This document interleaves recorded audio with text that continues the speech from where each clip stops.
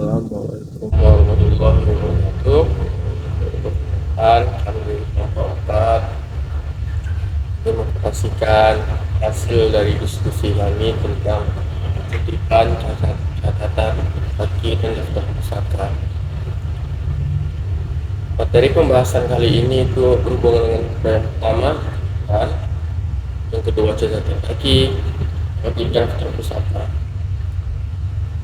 Nama kelompok adalah Bulan Rahayu, Mama Indra Aditya, Dona Safitri, Nada Adria Andifa, Jessica Romauli, Ayu Surmina, Firda Widya, Fitra Aslila, dan Isyara Kristiani. Nah, materi selanjutnya akan disampaikan oleh Firda Widya.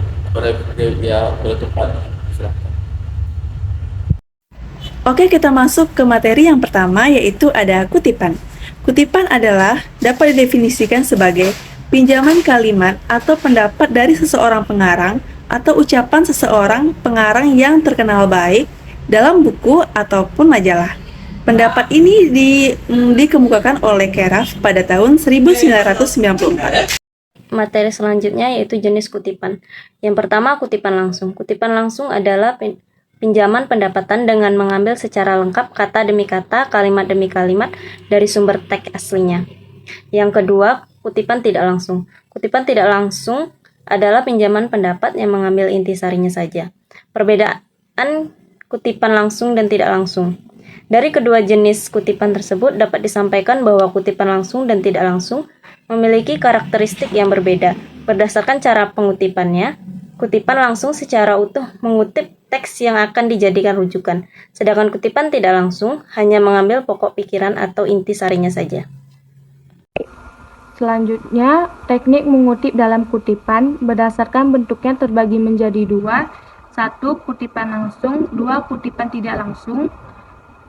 Selanjutnya ada berdasarkan penulisan sumbernya. 1. Ada catatan dalam tubuh karangan dalam kurung body note. Yang kedua ada catatan kaki dalam kurung footnote. Selanjutnya ada kiat-kiat mengutip sebuah kutipan. 1. Menerangkan kutipan. 2. Memperkuat gagasan dengan kutipan. 3. Mengumpulkan beberapa kutipan. 4. Membandingkan beberapa kutipan. Alasan yang kedua ialah catatan kaki. Catatan kaki adalah keterangan tambahan dari suatu karya tulis ilmiah. Dinamakan catatan kaki karena letaknya berada di kaki naskah tulisan atau berada di bawah naskah tulisan. Normalnya penulisan catatan kaki memiliki ukuran yang lebih kecil dibanding naskah utama karya tulis. Keterangan itu bisa berupa suatu pernyataan yang ada di dalam naskah tulisan atau keterangan mengenai teks tertentu. Selain itu ada berbagai fungsi catatan kaki yang perlu diketahui, yaitu yang A, fungsi catatan kaki secara umum. Di bawah ini akan dijelaskan mengenai penjelasan atas 4 fungsi footnote secara umum tersebut. Yang pertama, petunjuk yang berkaitan dengan sumber hasil kutipan. Fungsi footnote atau catatan kaki yang pertama ada sebagai pemberi petunjuk. Artinya footnote ini menjadi petunjuk bagi pembaca untuk melakukan pencarian lampiran yang berkaitan dengan pernyataan atau informasi lainnya yang berkaitan dengan penjelasan yang disampaikan pada kutipan tersebut. Yang kedua, penjelasan secara definitif tentang suatu istilah yang belum banyak dikenal oleh banyak orang.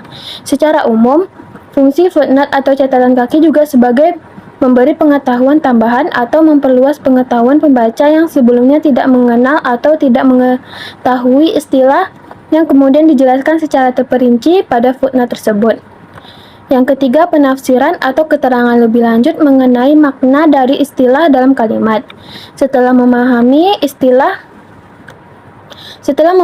istilah baru yang sebelumnya belum pernah diketahui, fungsi footnote juga bisa sebagai penafsiran atau keterangan lanjut mengenai makna dari istilah dalam kalimat yang sudah diketahui tersebut. Yang keempat, penghargaan terhadap sumber yang telah dikutip. Fungsi footnote juga sebagai bentuk apresiasi atau menghargai terhadap penulis dari mana sumber tersebut didapatkan. Baik, selanjutnya akan dilanjutkan oleh teman saya, Yonasya Fitri. Baik, selanjutnya ada fungsi catatan kaki secara spesifik. Selain fungsi footnote secara umum, terdapat juga fungsi footnote secara spesifik.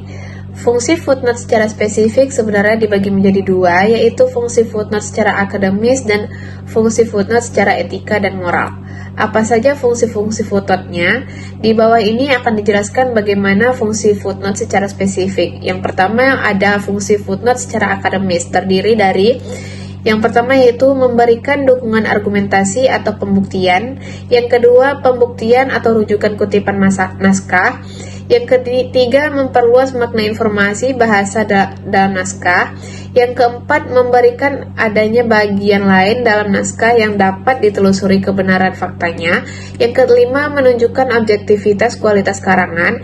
Yang keenam, memudahkan penelitian sumber data penelitian.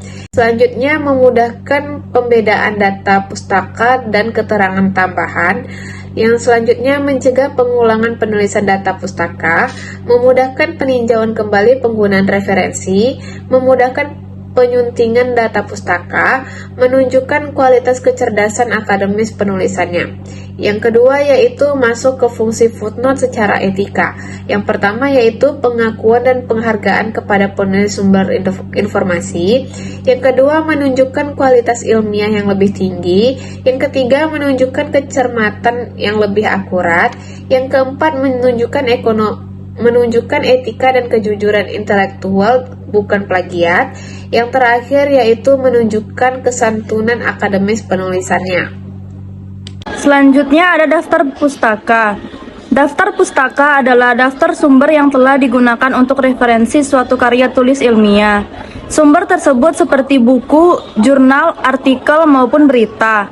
Daftar pustaka biasanya diletakkan di bagian paling akhir halaman setelah seluruh karya ilmiah selesai tersusun. Yang selanjutnya ada tujuan penulisan daftar pustaka. Yang pertama, menghindari plagiarisme. Yang kedua, memperkuat tulisan. Yang ketiga, penghargaan bagi pengarang. Yang keempat, membantu membaca. Selanjutnya ada unsur dasar di dalam daftar pustaka. Yang pertama yaitu ada nama pengarang, yang kedua tahun terbit, yang ketiga judul buku, yang keempat tempat terbit, yang kelima nama penerbit. Selanjutnya akan dibacakan oleh teman saya Jessica Romauli. Selanjutnya saya akan membacakan kesimpulan. Kutipan adalah upaya penulis untuk memperkuat gagasannya dengan mengutip pendapat ahli di bidangnya atau upaya menyampaikan gagasannya dengan menyampaikan gagasan para ahli. Kutipan dibagi menjadi kutipan langsung dan kutipan tidak langsung. Teknik mengutip dalam kutipan diantaranya teknik mengutip berdasarkan bentuknya dan teknik mengutip berdasarkan penulis sumbernya yang di dalamnya terdapat body note dan footnote. Kiat-kiat dalam mengutip diantaranya menerangkan kutipan, memperkuat gagasan dengan kutipan, menyimpulkan beberapa kutipan, dan membandingkan beberapa kutipan. Baiklah, itulah hasil dari diskusi kelompok kami. Lebih dan kurang kami mohon maaf. Billahi taufiq wal hidayah. Wassalamualaikum warahmatullahi wabarakatuh.